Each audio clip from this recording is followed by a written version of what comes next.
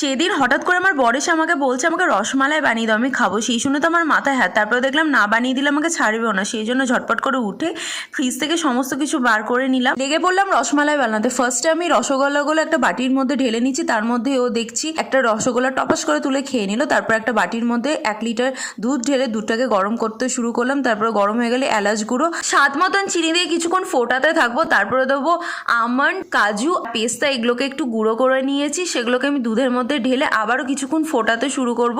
দেন ফুটতে শুরু করলে তার মধ্যে দেবো কেশর। এখানে বরকে বলছিলাম কেশর দিতে, ও অল্প কেশর দিয়েছিল, আমি বললাম এইটুকু না হবে না, আরেকটু দিতে হবে। সেই দেখে ও এইরকম রিয়াকশান দিচ্ছে।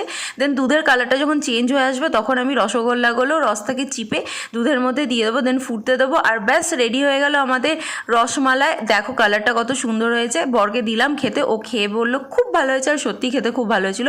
যাক, ভিডিওটা একটা লাইক, কমেন্ট, শেয়ার আর সাবস্ক্রাইব করতে একদম ভুলো না। দেখা হবে নেক্সট ভিডিওতে। ভালো থেকো।